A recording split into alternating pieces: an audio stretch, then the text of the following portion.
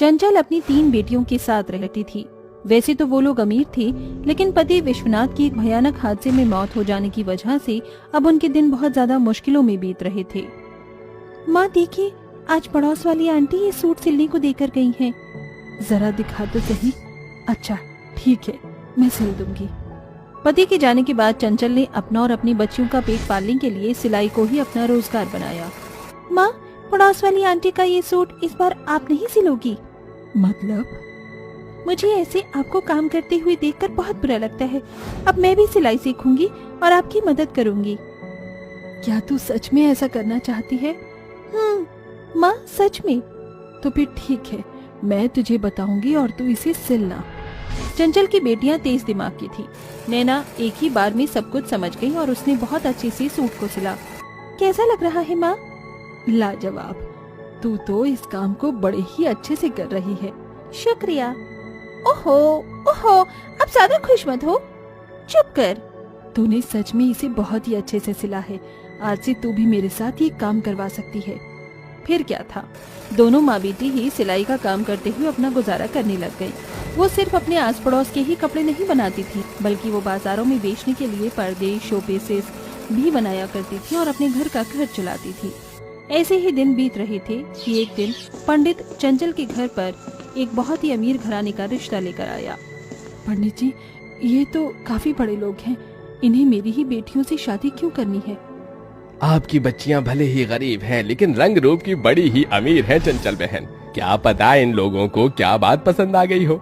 वैसे ये लोग काफी अच्छे हैं। आप कहो तो क्या मैं रिश्ते के लिए हाँ कर दूं? नहीं नहीं पंडित जी, ऐसे नहीं। मैं पहले इन लोगों से मिलना चाहती हूँ। एक बार आमने सामने बात हो जाए, उसके बाद मैं इस रिश्ते के बारे में कोई फैसला लूंगी। जैसी आपकी इच्छा, मैं इन्हें ये सारी बातें बता दूंगा। चलता हूँ, प्रणाम। फिर पंडित चला गया और अगले ही दिन लड़कियों को देखने चंचल के वो लोग घर आ गए। स्वागत है, आइए आइए। आपके बड़े से महल के आगे तो हमारा घर बहुत छोटा है। बहन, घर छोटा बड़ा होने से फर्क नहीं पड़ता, शर्त है कि उसमें सुकून हो। सुकून की जगह चाहे छोटी हो या बड़ी, वो सुख ही देती है। सही कहा, बड़े खुले विचार हैं आपके। अरे नैना, नायरा और निया, जरा यहाँ तो आओ। तीनों लड़कियां अपनी माँ के बुलाने पर शर्माती हुई कमरे से निकल आईं। चंचल की तीनों ही बेटियां बहुत ज्यादा सुंदर थीं, इसलिए दिया को वो तीनों ही देखते ही पसंद आ गईं।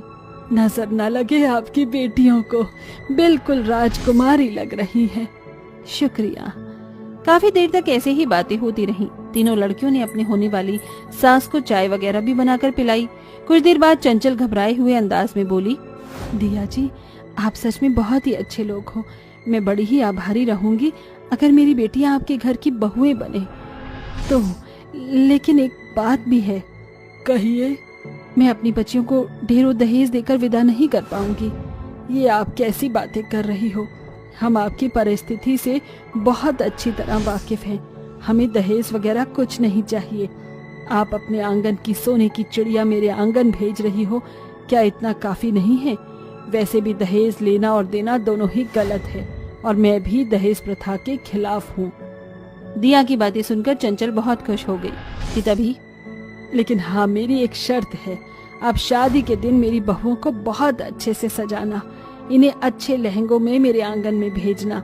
वो इसीलिए क्योंकि ये दिन हर लड़की की जिंदगी में बस एक बार आता है, और दूसरा क्योंकि मेरे घर बड़े घरानों के लोग होंगे तो उन्हें ऐसा न लगे कि मेरी बहुएं गरीब हैं। बस इसीलिए मैं चाहती हूँ कि आप दहेज को भूलकर इनके श्रृंगार का सामान अच्छे से अच्छा खरीदो। ठीक है, मुझे मंजूर है। तो क्या हम रिश्ता पक्का समझे? जी जी जरूर। दोनों परिवारों ने एक दूसरे का मुंह मीठा करवाया और रिश्ता पक्का हो गया। देखते ही देखते कुछ महीने बीत गए। अब शादी के दिन बहुत ज्यादा करीब थे। चंचल परेशान थी कि वो अपनी बेटियों के लिए महंगे लहंगे कैसे खरीदेगी। क्या हुआ माँ, आप परेशान हो? नहीं बेटा, कुछ तो बात है, चलो जल्दी से बताओ। मेरी समझ में नहीं आ रहा मेरी बच्चियों की मैं तुम्हारे महंगे लहंगों का इंतजाम कैसे करूंगी। कुछ देर को सभी शांत हो गए क्योंकि घर के हालात ऐसे नहीं थे कि महंगे कपड़े अरेंज हो पाते। कुछ देर सोचकर नैना बोली, माँ, हमारी सासू माँ ने बोला था कि कपड़ा अच्छा होना चाहिए, ना कि महंगा। तो क्यों ना हम ऐसे ही जैसे हम घास के पर्दे वगैरह बनाते हैं वैसे ही अच्छे अच्छे फूल लगाकर घास के लहंगे बनाएं। घास के लहंगे? चंचल ने कुछ देर सोचा। हम ऐसा कर सकते हैं। हाँ, और हम उन लहंगों को अपनी पसंद के फूलों से सजाएंगे। बढ़िया है, तो चलो माँ, अब आप चिंता मत करो, सब कुछ हम पर छोड़ दो। तीनों गरीब बेटियां उसी दिन से काम में लग गई। उन्होंने पहले कपड़े के लहंगे तैयार किए और फिर उन्हें रंग बिरंगे फूलों और घास से सजाया। शादी का दिन भी करीब ही था। शादी से एक दिन पहले तीनों लड़कियों ने अपने लहंगे तैयार कर लिए। अगले दिन अपनी शादी पर तीनों बहनें वही लहंगे पहनकर तैयार हो गई। वो तीनों बिल्कुल जंगल की परियां लग रही थी। नजर ना लगे। चंचल ने अपनी बच्चियों की बलाएं उतारी और वो उन्हें मंडप में ले गई। कुछ देर में विवाह संपन्न हो गया और विदाई के समय दिया की छोटी बहन संजना बोल पड़ी। दिया, तेरी बहुएं तो पूरी ड्रामा लग रही हैं। भला शादी के दिन कोई दुल्हन ऐसे घास फूस के लहंगे पहनती है? देखने से ही तीनों फकीरन लग रही हैं। दिया को अपनी बहन की बातें सुनकर चंचल पर गुस्सा आया। सभी मेहमान भी संजना की बात पर हंसने लगे कि तभी रोते हुए चंचल बोली, प्लीज मुझे माफ कर दो समधन जी, ये मेरा ही आइडिया था अपनी बच्चियों को घास के लहंगे पहनाने का। अगर आपको पसंद नहीं आया हो तो मैं माफी चाहती हूँ। चंचल हाथ जोड़कर रोने लगी कि तभी नैना बोल पड़ी, माँ, आप झूठ क्यों बोल रही हो? ये माँ का नहीं, मेरा आइडिया था। सासू माँ की शर्त थी कि हम अपनी शादी में कुछ सुंदर पहने, लेकिन मेरी माँ के पास महंगी और सुंदर चीजें खरीदने के लिए पैसे नहीं थे। हम गरीब अपनी 2 वक्त की रोटी भी न जाने किस तरह कमाते हैं, तो हम महंगे कपड़ों का इंतजाम कैसे करते? इसीलिए मैंने सस्ते और कुछ अलग लहंगे घर में ही बनाने की सोचा। और क्या हुआ अगर ये घास के हैं तो? ये दिखने में काफी सुंदर हैं। अगर यही लहंगा सोशल मीडिया पर कोई हीरोइन पहनाए तो हर अमीर लड़की इसे खरीदने की चाहत करेगी, लेकिन एक गरीब के पहनने से इसकी वैल्यू कम हो गई। ये किस तरह की दुनिया है? नैना ऐसा बोलकर रोने लगी। उसे रोते देख दिया की आंखें भी भर आई। मुझे माफ कर दे बहू। समधन जी, आप भी मुझे माफ कर दो। और तू संजना, कुछ समझ आया तुझे? देख, मेरी बहू कितनी समझदार है, इसीलिए मैंने इन लड़कियों से अपने बेटों की शादी की है। ना इनमें कोई खराबी है ना इनके लहंगों में, बल्कि ये तो अनमोल लहंगे हैं। बहू, शांत हो जाओ। मुझे तुम्हारे ये लहंगे बहुत ज्यादा पसंद आए, लेकिन हाँ, एक शर्त पर मैं तुम्हें अपने घर लेकर आऊंगी। सभी शांत हो गए। कैसी शर्त? समधन जी, आपको अपनी बेटियों की ननद के लिए भी उसकी शादी पर ऐसा ही लहंगा बनाना पड़ेगा। जी जी, जरूर जरूर, आपने तो मुझे डरा ही दिया था। सभी जोर जोर से हंसने लगे। कुछ देर बाद तीनों ही बेटियां घास के लहंगों में अपने मायके से विदा होकर ससुराल आ गई और सभी खुशी खुशी रहने लगे। अरे माँ, मुझे एक मोर का पंख चाहिए। मैंने रखा था यहीं पर, लेकिन अभी मिल ही नहीं रहा है। आपने यहाँ से कोई सामान उठाया था क्या? नहीं बेटी, मैंने वहाँ से कोई भी सामान नहीं उठाया। वैसे तुझे मोर का पंख चाहिए क्यों? राजू के सर पर लगाना है। आज उसे मैंने कन्हैया बनाया है। वो कंपटीशन में हिस्सा लेने वाला है, इसलिए उसके सर पर एक मोर का पंख लगा दूंगी तो बिल्कुल कन्हैया लगेगा। तभी वहाँ पर राजू आता है और अपनी दीदी से कहता है, दीदी, मुझे जल्दी से तैयार कर दो, मुझे स्कूल के लिए देरी हो रही है। अगर मैं लेट हुआ तो मेरा प्रोग्राम मिस हो जाएगा। तभी रानी की नजर माँ के पर्स पर पड़ जाती है। वह टेबल से मोर का पंख उठाती है और उसे अपने भाई राजू के सर पर लगा देती है। अब तुम बिल्कुल तैयार हो गए हो। चलो, मैं तुम्हें तुम्हारे स्कूल छोड़ आती हूँ। और माँ, आज मैंने जन्माष्टमी का व्रत रखा है, तो मेरे लिए खाना मत बनाना। रानी ऐसा कहकर अपने भाई राजू को घर से ले जाती है। उसके जाते ही मायावती अपने मन ही मन सोचती है, एक तो घर में पैसे भी नहीं है और राशन भी खत्म हो गया है, ऊपर से मेरी बेटी रानी ने जन्माष्टमी का व्रत भी रखा है। उसके लिए कुछ खाने की अच्छी चीज बनाने की सोच रही थी, लेकिन अब क्या करूं? पैसे कहाँ से आएंगे इन सब के लिए? मायावती ऐसा सोचकर घर के कामों में लग जाती है। काम करते करते उसे फूलों की माला बनाने का ख्याल आता है। अरे, मैं तो भूल ही गई थी, आज जन्माष्टमी है तो सभी को फूलों की बहुत ज्यादा जरूरत होगी। एक काम करती हूँ, मैं फूलों की माला बनाकर उन्हें बेचती हूँ, जिससे मुझे कुछ पैसे तो मिल जाएंगे। घर के काम खत्म करने के बाद मायावती अपने ही गांव के एक फूलों के बगीचे में चली जाती है, जहां से वो खूब सारे फूल तोड़कर एक टोकरी में भर लाती है और उनकी माला बनाकर बाजार में बेचने पहुंच जाती है। इधर मायावती अपनी बेटी के लिए पैसे कमाने की तैयारी कर रही थी, तो वहीं रानी जैसे ही राजू को स्कूल छोड़कर वापस घर आती है तो अपनी माँ को ढूंढने लगती है। माँ कहाँ गई? कहीं दिखाई नहीं दे रही है। ये माँ को भी पता नहीं अचानक क्या हो जाता है। आज जन्माष्टमी है, मैंने सोचा था आज अच्छे से माँ के साथ जन्माष्टमी का त्योहार सेलिब्रेट करूंगी। तभी रानी अपने घर में छुपी हुई गुल्लक को निकालती है और उसे फोड़ देती है, जिसके अंदर काफी सारे पैसे होते हैं। आज जन्माष्टमी है, मैं मेरी माँ के लिए एक सुंदर सी साड़ी लेकर आऊंगी और शाम को हम सब एक साथ मेला देखने जाएंगे। रानी उन पैसों से अपनी माँ के लिए साड़ी लेकर आती है। शाम को जब मायावती वापस घर आती है तो वह अपने घर पर बहुत बढ़िया बढ़िया पकवान बने हुए देखती है। अरे, घर में तो राशन का एक दाना तक नहीं था, फिर ये सब कहाँ से आया? अरे माँ, आप भी ना भूल ही जाती हो क्या? आपको याद नहीं कि मैं हर जन्माष्टमी से पहले गुल्लक के अंदर पैसे जोड़ती रहती हूँ ताकि जन्माष्टमी वाले दिन हम लोग अच्छे से मना सकें। ये सुनकर मायावती बहुत खुश होती है और उसकी आंखें नम हो जाती है। वह अपनी बेटी को गले से लगाती है। तुम बहुत प्यारी हो, समझदार हो रानी। तुम्हारे जैसी बेटी पाकर मैं भाग्यशाली हो गई। उस दिन वह सभी मेले में घूमने जाते हैं, जन्माष्टमी को सेलिब्रेट करते हैं। कहीं पर राधा रानी का झांकी हो रही होती है तो कहीं पर काफी लोग मिलकर ऊंचाई पर टंगी हुई मटकी को फोड़ने लगते हैं। ये सब नजारा देखकर रानी को बहुत खुशी मिलती है। उसी वक्त वह मेले के अंदर एक सलीम नाम के लड़के से टकरा जाती है।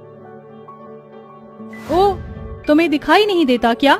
माफ कीजिएगा, जरा भीड़ भाड़ बहुत ज्यादा है, इसलिए मैं आपसे टकरा गया। रानी इतनी सुंदर थी कि सलीम उसकी नजरें उसके चेहरे से हटा ही नहीं पाता। वह उसे देखता ही रह जाता है। वहीं रानी भी सलीम को कुछ देर देखती ही रह जाती है। उस दिन के बाद से उनका ये अचानक से एक दूसरे के साथ टकराना होता है, जिसके चलते अब वह दोनों एक दूसरे के दोस्त बन जाते हैं। लेकिन सलीम एक दिन उसे प्रपोज कर देता है। रानी, मैं तुमसे बहुत प्यार करता हूँ। मैं तुम्हारे बिना रह नहीं पाता हूँ। मैं तुमसे शादी करना चाहता हूँ। प्लीज मुझे ना मत करना। इस फूल को स्वीकार करो। मुझे हाँ कर दो रानी। मैं भी तुमसे बहुत प्यार करती हूँ सलीम, लेकिन तुम एक मुसलमान हो और मैं एक हिंदू परिवार की लड़की हूँ। तुम्हारा परिवार मुझे स्वीकारेगा नहीं। उसकी चिंता तुम मत करो, मैं सब संभाल लूंगा। बस सब कुछ मुझ पर ही छोड़ दो। सलीम रानी को मस्जिद में ले जाता है, जहाँ वह अपनी शादी का कलमा पढ़वाता है और रानी से निकाह कबूल करके उसे अपने साथ अपने घर ले आता है। घर पर लाने के बाद उसकी अम्मी, अब्बू और खाला को हिंदू बहू बिल्कुल पसंद नहीं आती। ये क्या करके आया है तू? तुझे जरा भी अंदाजा है कि तूने कितना बड़ा गुनाह किया है? भाईजान, अल्लाह से डरो। एक हिंदू लड़की से शादी करके आप उसे घर ले आए हो। इस घर में ये लड़की नहीं रह सकती। नहीं रह सकती? मैं इसके साथ निकाह पढ़कर आया हूँ। अब ये इसी घर में रहेगी और कोई इसे इस घर से नहीं निकाल सकता। चलो रानी, मैं तुम्हें तुम्हारा कमरा दिखाता हूँ। सलीम के आगे किसी की एक नहीं चलती, जिसके बाद सलीम अपनी पत्नी रानी को घर के अंदर ले आता है। सलीम रानी को घर में तो ले आया था, लेकिन उसके घर वाले उसे घर की बहू के रूप में स्वीकारते नहीं है और उसकी माँ बेचारी रानी के ऊपर बहुत अत्याचार करती है। वह घर के सारे काम भी उसी से करवाती है और उसे खरी खोटी भी सुनाती है। पता नहीं खुदा कि मैंने कौन से गुनाह किए थे जो ये मनहूस मेरे घर में आ गई है। खुदा, हमें तू ही बचा ले इस नापाक लड़की से। अपनी सास की ऐसी बातें सुनकर बेचारी रानी को बहुत बुरा लगता है, लेकिन वह कुछ नहीं कर पाती। ऐसे ही पूरा 1 साल बीत जाता है। इस 1 साल में रानी अपने मुस्लिम ससुराल के रीति रिवाज और त्योहारों को अपना मान लेती है, जिसके चलते उसे अपने मुस्लिम ससुराल में थोड़ी सी जगह मिल जाती है। लेकिन जब उसके हिंदू त्योहारों की बात आती है तो उसके ससुराल के सभी लोग उससे बहुत ज्यादा चिढ़ने लगते हैं। ऐसे ही उसका जन्माष्टमी का त्योहार आता है, जिसका उसे बेसब्री से इंतजार होता है। अरे वाह, आज तो जन्माष्टमी का त्योहार है। मुझे आज चटक मटक कपड़े पहनने चाहिए। रानी बहुत ही सुंदर से चटक मटक कपड़े पहनकर आती है। इतने चटक मटक कपड़े पहनकर आई हो, किसी का निकाह होने जा रहा है क्या? आज जन्माष्टमी है ना माँ जी, बस उसी के लिए तैयार हुई हूँ। आज मेरे कान्हा जी का जन्म हुआ था। पहली बात तो मैं कोई माँ जी नहीं हूँ बल्कि अम्मी जान हूँ तुम्हारी, और दूसरी बात, जाओ जल्दी से कपड़े चेंज करके आओ, बहुत ज्यादा सज धज कर घूम रही हो तुम। नगमा का ऐसा बर्ताव देखकर बेचारी रानी उदास हो जाती है, जिसके बाद वह कपड़े चेंज करके आ जाती है। वह अपने कान्हा जी के लिए कुछ भी करने की कोशिश करती तो नगमा उसे फौरन टोक देती, जिसके चलते वह जन्माष्टमी के त्योहार को मना ही नहीं पाती। शाम को रानी मंदिर में कान्हा जी की आरती गा रही होती है। आरती कुंज बिहारी की, श्री गिरधर कृष्ण मुरारी की, आरती कुंज बिहारी की, श्री गिरधर कृष्ण मुरारी की। ये सब क्या चल रहा है? हमारे घर में तुमने मंदिर बना लिया और तुम आरती गा रही हो। अरे हमें क्या दोजख की आग में झुकवाने का पूरा इरादा है तुम्हारा? अरे तुम हिंदू नहीं हो, अब तुम मुस्लिम बहू हो। हर बार की तरह इस बार भी नगमा कलेश करने में कोई कमी नहीं छोड़ी, जिसके चलते इस बार रानी को बहुत तेज गुस्सा आता है और वह गुस्से में अपनी सास को काफी कुछ बोल देती है। मैं अपने मायके में हर त्योहार को बहुत अच्छे से मनाया करती थी, लेकिन यहाँ आने के बाद मैंने अपना हिंदू धर्म का एक भी त्योहार नहीं मनाया। क्या ससुराल में इतना फर्क होता है माँ जी? क्या मैंने कभी आपके त्योहारों में आपके साथ ऐसा किया है जैसा आप मेरे साथ करती हो? माँ जी, ये सिर्फ एक फर्क है, अगर इसे आप खत्म नहीं करोगी तो ये कभी खत्म नहीं होगा। जैसे मैं यहाँ आपके सभी त्योहारों को मनाती हूँ तो आप भी मेरी भावनाओं को समझो और मेरे त्योहारों में खुशी खुशी मेरा साथ दो। सही कहा माँ भाभी ने इस घर को अपना तो लिया, लेकिन हम लोग इन्हें अभी तक पूरी तरह अपना नहीं पाए हैं। रानी की बात सुनकर नगमा को उसकी गलती का पछतावा होता है। मुझे माफ कर दे बहू, मैंने सच में तेरे ऊपर बहुत ज्यादा अत्याचार किया, लेकिन अब मैं ऐसा कभी नहीं करूंगी। मैं तेरे त्योहारों में कभी दखलंदाजी नहीं दूंगी। उस दिन के बाद से नगमा बहुत ज्यादा बदल जाती है। वह जन्माष्टमी के त्योहार को रानी के साथ मिलकर मनाती है, जिसके बाद रानी अपने मुस्लिम ससुराल में खुशी खुशी रहने लगती है।